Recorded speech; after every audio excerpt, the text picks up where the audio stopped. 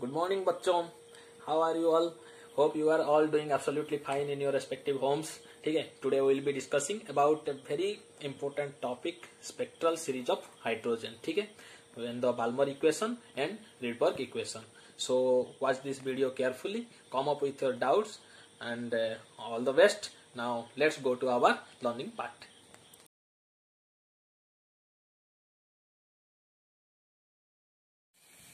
तो बच्चों, in the last class we have already discussed about the atomic spectra, and in that chapter we have also studied about continuous spectrum, emission spectrum and absorption spectrum. ठीक है.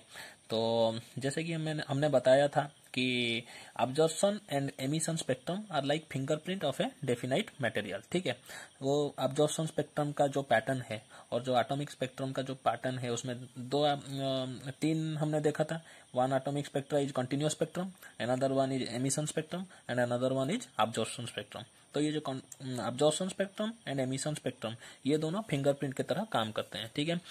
ये different gases has definite emission spectrum and absorption spectrum.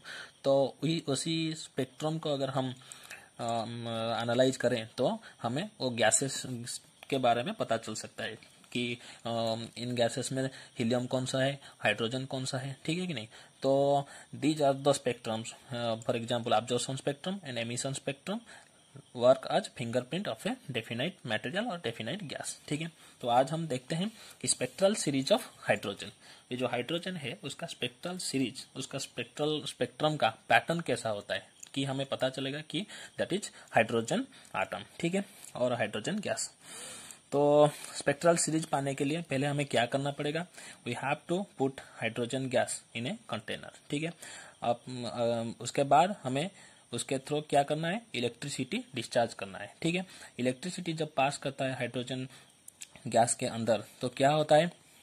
The hydrogen electrons, hydrogen atom के अंदर जो electrons है वो क्या करते हैं? एक्साइटेड स्टेट में चले जाते हैं. आपको पता होगा केमिस्ट्री में, आप क्लास 11th में पढ़ चुके हो कि how the electrons transit from one energy level to another energy level.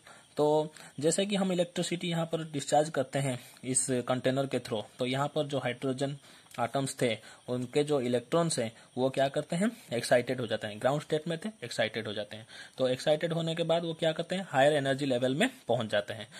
तो हम जानते हैं कि सभी इलेक्ट्रॉन्स कभी एक्साइटेड स्टेट में रहना पसंद नहीं करते. तो कुछ देर बाद वो जब एक्साइटेड स्टेट में होते हैं तो वो बैक कर लेते हैं ग्राउंड स्टेट में. And we know that whenever the transition of electron takes place from higher orbit to the lower orbit, then they radiate energy. That energy is flown in form of electromagnetic radiation. ठीक है कि नहीं. ये जो electric magnetic radiation है ये light के through pass करता है. ठीक है. तो जैसे कि ये लाइट के फॉर्म में पास कर रहा है और अगर हम उसके सामने एक प्रिज्म रख दें तो ये जो इलेक्ट्रोमैग्नेटिक रेडिएशन हाइड्रोजन इलेक्ट्रॉन के थ्रू बाहर आ रहा है, ये प्रिज्म के पास आने के बाद इसका क्या हो जाता है? डिस्पर्सन हो जाता है. तो डिस्पर्सन होने के बाद वो कुछ कलर एमिट करता है. ठीक है. जिसे हम स्क्रीन में कैप्चर कर रहे हैं. तो जो स्क्रीन में कैप्चर करने के बाद ये वाला सीरीज आपको देखने को मिलेगा. This was the first series. ठीक है. In 1885 this was the first series of spectral lines which was observed by a school teacher in Sweden whose name was Johann Jakob Balmer. ठीक है. ये जो सीरीज हमने पाया हाइड्रोजन गैस को excite करके उसका इलेक्ट्रोमैग्नेटिक रेडिएशन निकाला और रेडिएशन डिस्पर्सन होने के बाद क्या हो गया? डिफरेंट कलर एमिट किया जिसे हम स्क्रीन में कैप्चर कर लिए. ठीक है. तो ये जो कैप्चर किए उसका एक पैटर्न हमें दिखाई पड़ रहा है यहाँ पर. तो इसको किसने देखा पहली बार? बाल्मर ने देखा. जोहान जैकब बाल्मर इन 1885 वो स्कूल के एक टीचर थे.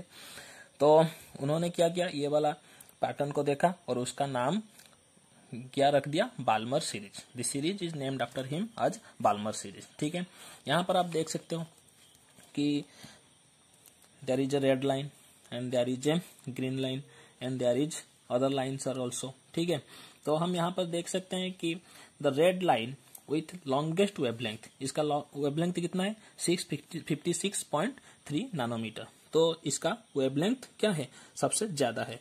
और जैसे जैसे हम बाएं तरफ आ रहे हैं तो इसका वेवलेंथ क्या हो रहा है, धीरे धीरे कम होता जा रहा है। ठीक है, तो बाल्मर सीरीज में सबसे ज्यादा वेवलेंथ कितना है, 656.3 नैनोमीटर, एंड सबसे कम वेवलेंथ कितना है, 364.6 नैनोमीटर। ठीक है, तो यहाँ पर देखिए जब स्क्रीन में यहाँ पर डिस्पर्सन हो रहा था तो ये इसका डेविएशन अलग अलग रहा, ये ज्यादा डेविएट कर गया लेकिन ये कम डेविएट किया।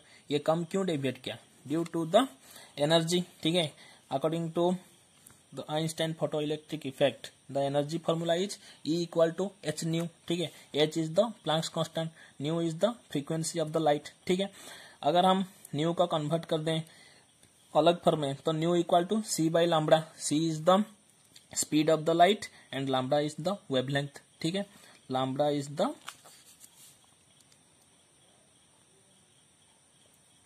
wavelength and C is the velocity speed of the light।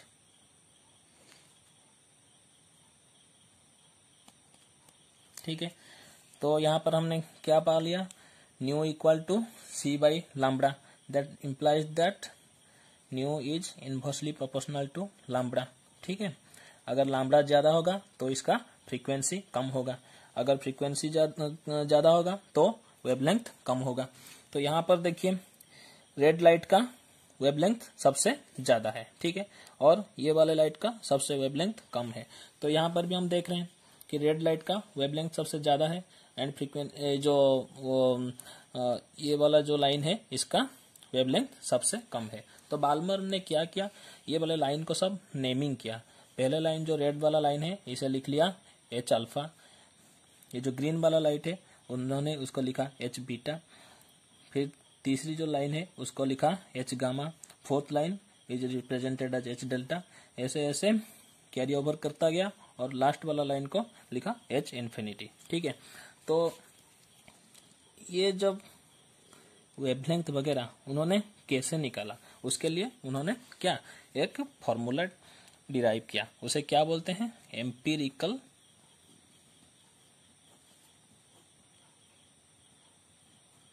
Formula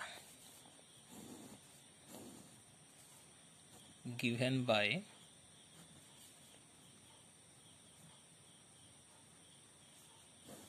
Balmer. ठीक है, तो उनका जो फॉर्मूला था वो इस तरह था, 1 by lambda equal to R by 1 by 2 square 1 by minus 1 by n square.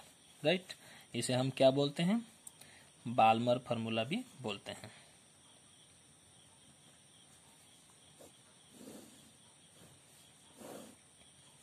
Here 1 by lambda is known as the wave number, lambda is known as wavelength, R is known as Rydberg constant whose value is 1.097 into 10 to the power 7 metre inverse. ठीक है, तो यहां पर देखिए आप ये जो value of n है उसको बाल्मर ने क्या फिक्स किया कि these are the integrals of 3, 4, 5 dot dot dot infinity. ठीक है, तो उन्होंने इन्फिनिटी, ठीक है, तो उसका जो वैल्यू उन्होंने लिखा क्या, n will be equal to 3, 4, 5 ऐसे ग्रेजुअली इंक्रीज करता करता जाएगा और ये लास्ट में क्या होगा, इन्फिनिटी।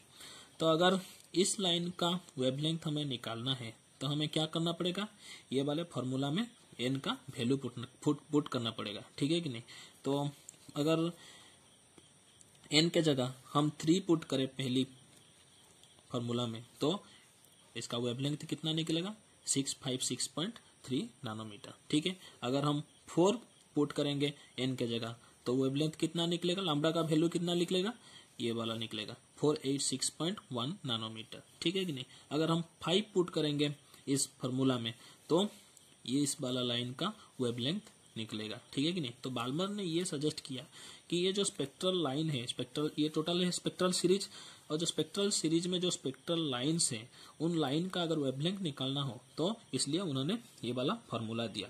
इसमें उन्होंने क्या बताया कि formula is the 1/λ equal to r into 1/2 square minus 1/n²। n के जगह आप पुट कर सकते हो 3, 4, 5, 6 वगैरह, ठीक है कि नहीं। अगर 3 पुट करोगे तो ये वाले लाइन का n का वैल्यू कितना है 3, इस वाले लाइन का n का वैल्यू कितना है 4, इस वाले लाइन का n का वैल्यू कितना है 5। जैसे जैसे आप ग्रेजुअली इस तरफ होते हुए जाओगे तो n का वैल्यू इंक्रीज करता करता जाएगा और करस्पॉन्डिंग वेवलेंथ भी आपका निकल जाएगा इस फॉर्मूला से, ठीक है।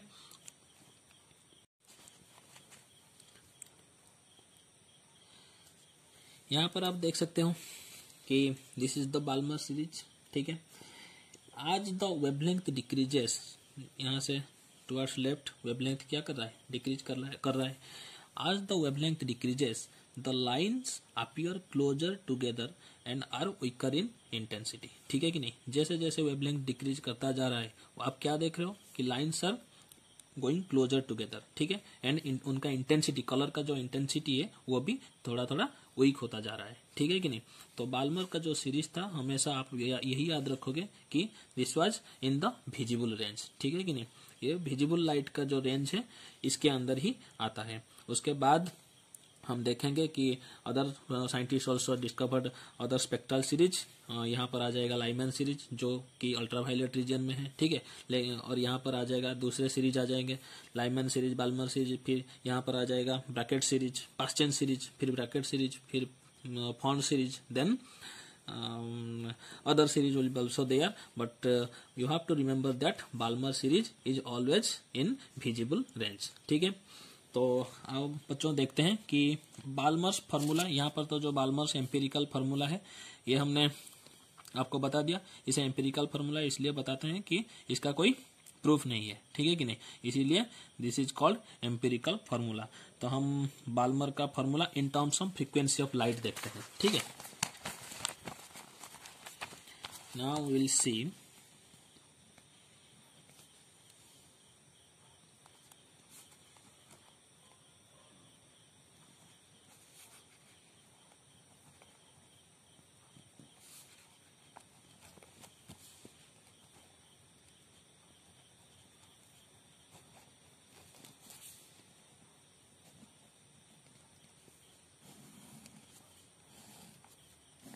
ठीक है। तो अकॉर्डिंग टू बाल्मर्स फार्मूला पहले लिख लेते हैं यहाँ। Balmer's formula is given by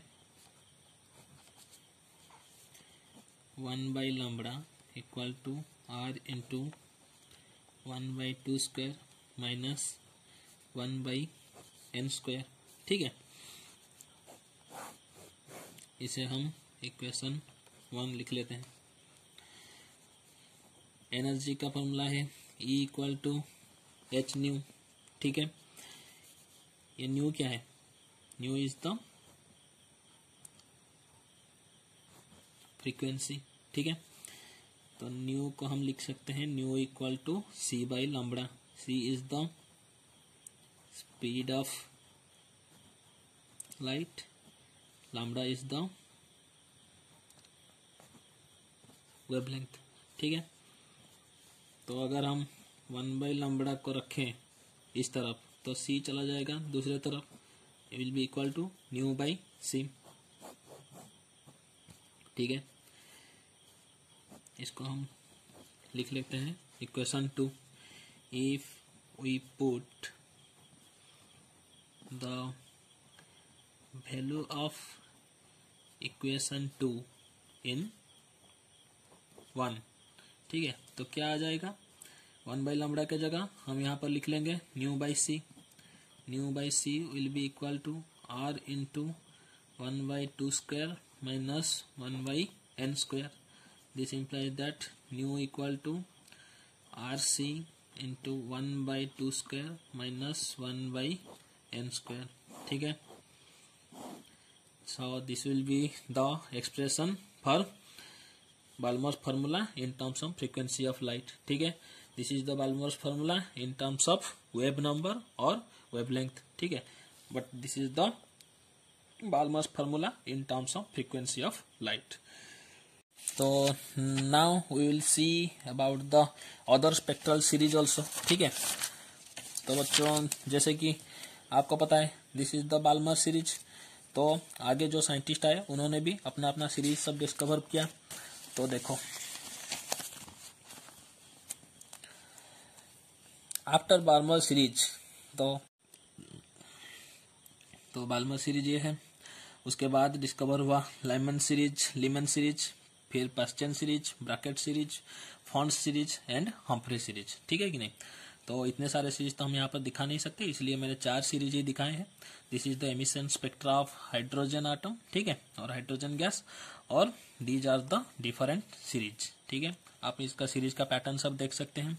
this is the Lyman series which comes under UV region, मतलब अल्ट्रावायलेट रीजन, ठीक है। फिर आता है बाल्मर सीरीज, जो कि हमने पहले से बोल चुका है कि विजिबल रीजन में आता है। फिर ये है पास्चन सीरीज, जो कि इंफ्रारेड रीजन में आता है। ब्रैकेट सीरीज, वो भी इंफ्रारेड। फिर उसके बाद फॉन्ट सीरीज, वो इंफ्रारेड का। फिर हम्फ्रे सीरीज, वो भी इंफ्रारेड में आता है। तो ये जो बच्चों जो सब सीरीज है उसमें एक कॉमन था, कुछ कॉमन देख रहे हो आप लोग, ठीक है कि नहीं। जैसे कि ये वाले कॉम्पैक्ट होते जा रहे हैं और ये वाले थोड़े ज्यादा डिस्टेंस में है। हर एक सीरीज में पहले वाले जो है तो होते हैं लास्ट में इन्फिनिटी जब तक होता है, तो हम देखते हैं कि ये पहला लाइन है, फिर ये second line, third line. Whenever we progress the different lines towards the infinity, then we see what the lines appear closer together, ठीक है, and their intensity also weakens, ठीक है। तो जोहान्स रॉबर्ट रिडबर्ग थे, एक साइंटिस्ट थे। उन्होंने क्या किया, ये जो डिफरेंट सीरीज है हाइड्रोजन का, या जो डिफरेंट सीरीज है, Lyman series, Balmer series, Paschen series, Brackett series, Pfund series, Humphrey series, इन सब का एक कॉमन फार्मूला निकाला, ठीक है कि नहीं, फॉर डिफरेंट स्पेक्ट्रल सीरीज। तो देखते हैं उनका क्या फार्मूला था।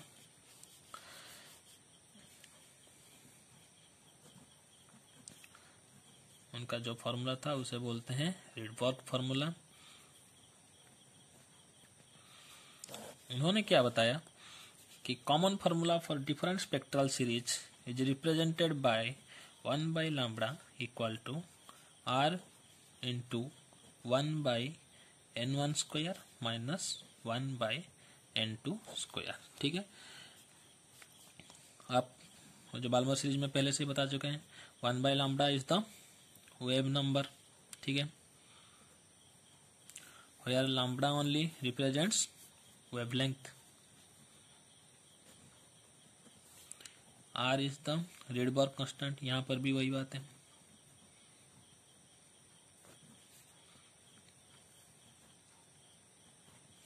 whose value is 1.097 into 10 to the power 7 metre inverse, right. तो यहाँ पर रिडबर्ग ने क्या बताया कि हियर n1 इक्वल्स टू, उन्होंने क्या लिया 1 2 3 4 ऐसे करके इन्फिनिटी तक, ठीक है।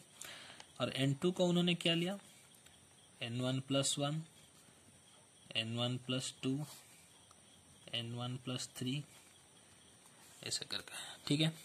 कहने का मतलब ये है कि जैसे कि आप देख रहे हो फार्मूला में क्या दिया हुआ है, एक n1 दिया हुआ है और n2 दिया हुआ है, ठीक है। n1 को रिडबर्ग ने क्या बताया कि डिफरेंट सीरीज के लिए n1 अलग अलग होगा। For Lyman series n1 will be 1, for Balmer series n1 will be 2, for Paschen series n1 will be 3, for Brackett series n1 will be 4, ठीक है। अगर आप यहाँ पर लाइमन सीरीज की बात करें तो इसका n1 तो 1 हो गया। अगर इस लाइन का वेवलेंथ आपको निकालना है तो n2 के जगह आपको क्या लिखना पड़ेगा, n2 विल बी 2, ठीक है कि नहीं। जैसे कि यहाँ पर देख रहे हो n2 will B n1 plus 1, ये फर्स्ट लाइन है, तो n2 will be 1 first 1 plus 1 will be 2। अगर ये वाला लाइन होगा this is the n2 will be 2, for this n2 will be 3, ठीक है, for this line n2 will be 4, ठीक है, ऐसे ऐसे आगे चलता हुआ जाएगा. If we see for the Balmer series, then here for this line if we want to calculate the wavelength of this line, then n2 will be n1 तो 2 हो गया, n2 will be for this line 3, for this line n2 will be 4, for this line 5, for this line 6, for this line 7, ऐसे ऐसे ऐसे ऐसे okay आगे जाएगा, ठीक है कि नहीं. अगर पास्ट टेंस सीरीज का हम देखेंगे तो n1 will be 3, but for this line n2 will be 4, for this line n2 will be 5, for this line n2 will be 6, for this line 7, for this line 8, for this line 9, ठीक है, ऐसे ऐसे okay progress करेगा, ठीक है. अगर यहाँ पर हम ब्रैकेट सीरीज में भी देखेंगे तो n1 will be 4, but n2 will be 5, 6, 7, 8, 9, 10, ऐसे होके इंक्रीज करता जाएगा अप टू इन्फिनिटी, ठीक है. तो हम कैलकुलेट कैसे करेंगे, अगर इस लाइन को हम लेंगे और इसका वेवलेंथ पता करना होगा तो हम क्या करेंगे, n1 के जगह बाल्मर सीरीज में आता है ये लाइन, तो n1 will be 2 and n2 will be 3, for this line n1 will be 2, n2 will be 4, ठीक है, for this line n1 will be 2 but n2 will be 3, ठीक है कि नहीं, ये 5, राइट. तो ऐसे ऐसे करके हमको पुट करना पड़ेगा. तो बच्चों तो देखते हैं फॉर द लाइमन सीरीज,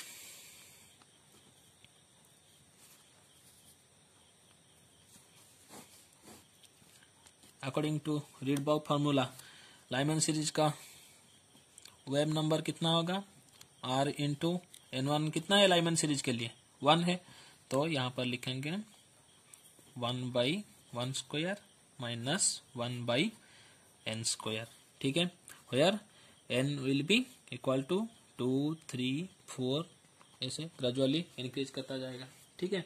यहाँ पर क्या था, n1 एंड n2 था, पर n1 को लाइमन सीरीज में कितना लिखना है 1 and n2 will be written as n, ठीक है. तो n के बदले हम क्या लिख सकते हैं, n1 + 1, अगर 1 होगा यहाँ पर तो इसमें क्या होगा 2 होगा या 3 होगा या 4 होगा. यहाँ पर 2 पुट करोगे तो इस लाइन का वेवलेंथ मिलेगा, 3 पुट करोगे यहाँ पर तो इस लाइन का वेवलेंथ मिलेगा, अगर 4 पुट करोगे तो इस लाइन का वेवलेंथ मिलेगा, ठीक है कि नहीं. तो according to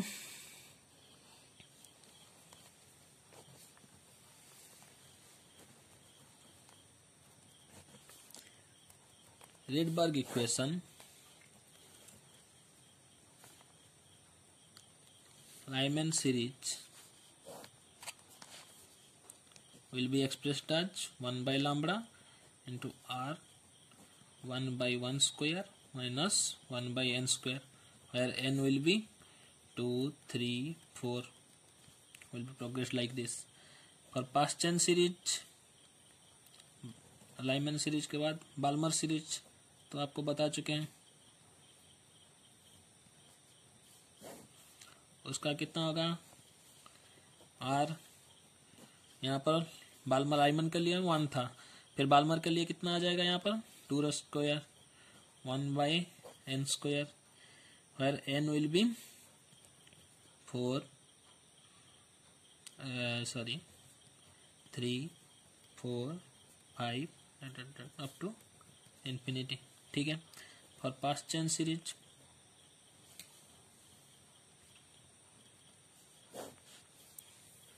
one by lambda equal to, for Paschen series n1 will be represented as 3, ठीक है, लाइमन का 1, बाल्मर का 2, पास्ट चेन का कितना हो गया 3, where n will be 4, 5, 6, progress will be like this, n + 1, ठीक है, यहाँ पर 3 होगा तो n + 1 कितना 4, फिर 5, फिर 6, ठीक है. अगर हम फॉन्ट सीरीज की बात करें 1/lambda will be equal to r into 1/5 Paschen series आ गया, फिर सॉरी ब्रैकेट सीरीज आना चाहिए था।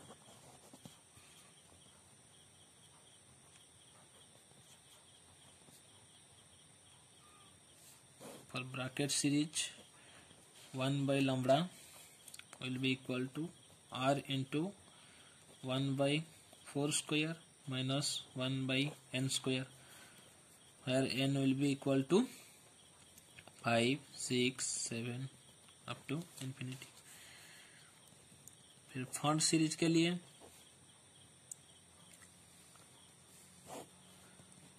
One by lambda equal to r into 1 by 5 square minus 1 by n square, n will be equal to 6, 7, 8 up to infinity। ठीक है, so these are the expressions according to Rydberg equation of spectral series of different spectral series of hydrogen। First one is Lyman series, second one is Balmer series, फिर Paschen series, फिर Brackett series, फिर Pfund series. तो आज बच्चे देखते हैं कि ये जो Lyman series, Balmer series, Paschen series, Pfund series है, उसका एनर्जी लेवल के हिसाब से उसका डिस्ट्रीब्यूशन कैसे होता है। ठीक है, तो बच्चों here is the distribution of different spectral series according to energy level. ठीक है, यहाँ पर आप देख सकते हो, this is the nucleus, electrons are revolving around the nucleus in different energy levels। ठीक है, these are the lower energy levels and these are the higher energy levels। Electrons are transiting from the transmission of electrons are coming from higher energy state to the lower energy state। If we see here, this is the ground state। ठीक है, this energy level represents the ground state, for that n is represented as 1। This is the first excited state, but n is represented as 2। This is the second excited state, but value of n is 3। This is the third excited state।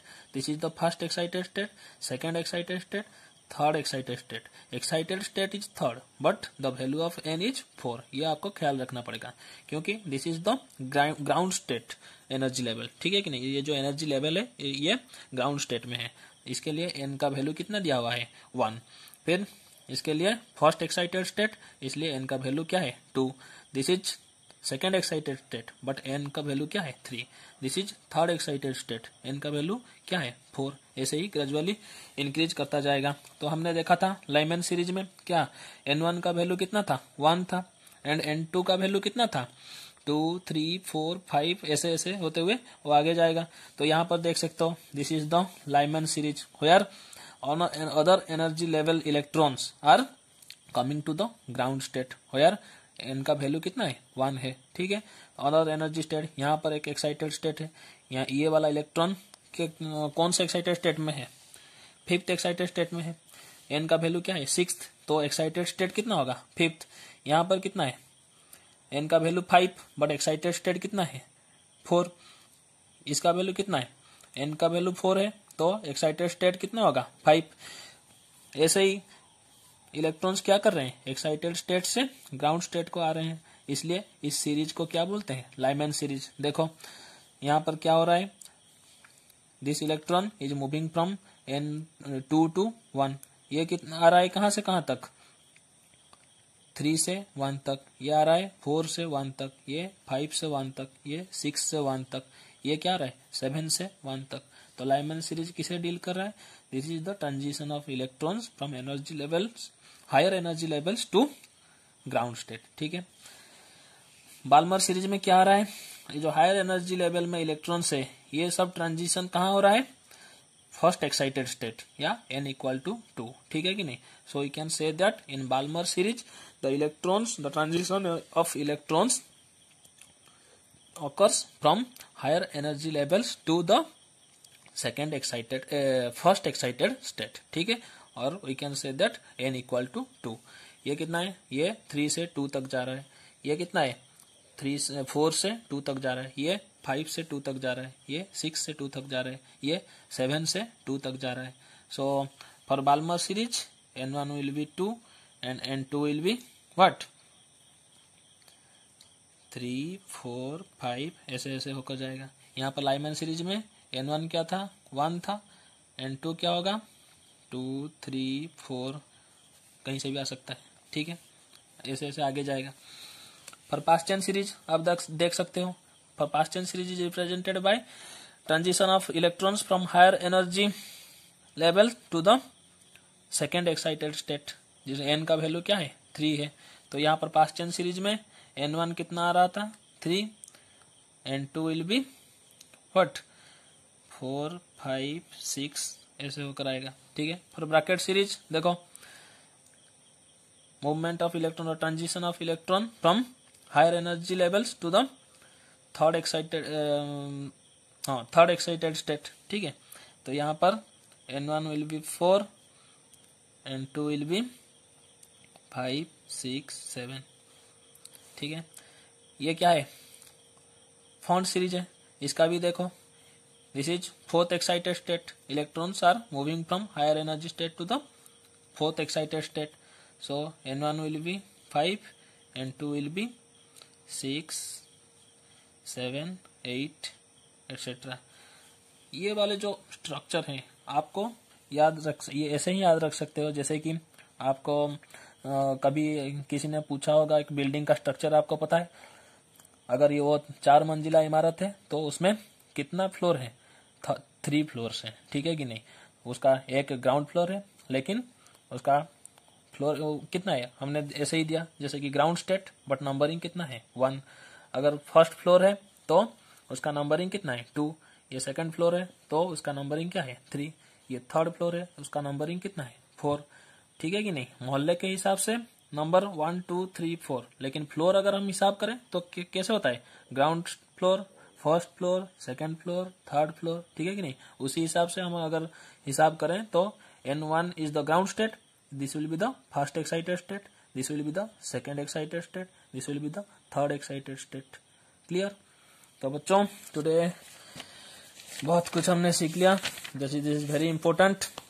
First हमने देखा spectral series of hydrogen, first spectral series was discovered by Balmer, ठीक है, in 1885। उसका range क्या था, visible range में था। तो उनका बाल्मर का फॉर्मूला भी हमने देखा। फिर हमने देखा क्या, बाल्मर का फॉर्मूला का frequency of Balmer formula in terms of frequency of light, उसका एक्सप्रेशन हमने निकाला, ठीक है।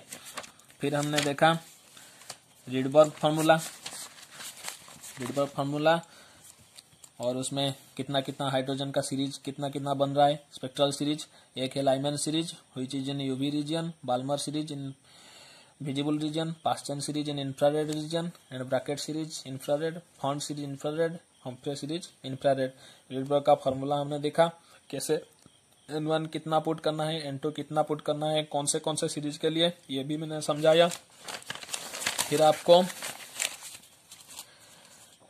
Distribution of different spectral series according to energy level भी दिखाया कि लाइमैन सीरीज में energy level higher energy level से ग्राउंड स्टेट को आते हैं, बाल्मर सीरीज में हायर एनर्जी लेवल से फर्स्ट एक्साइटेड स्टेट तक, पास्चन सीरीज में हायर एनर्जी लेवल से सेकेंड एक्साइटेड स्टेट तक, ब्रैकेट सीरीज में हायर एनर्जी लेवल से थर्ड एक्साइटेड स्टेट तक, फॉन्ट सीरीज में हायर एनर्जी लेवल से फोर्थ एक्साइटेड स्टेट तक हम इलेक्ट्रॉन मूव कर रहा है, ठीक है। इसीलिए उसके हिसाब से N1 कितना चूज करना है, N2 कितना चूज करना है, आपको सब हमने बता दिया। Hope you have all enjoyed this video. If you have any doubt, then you can ask me. तब तक के लिए keep studying and keep watching my videos. Thank you.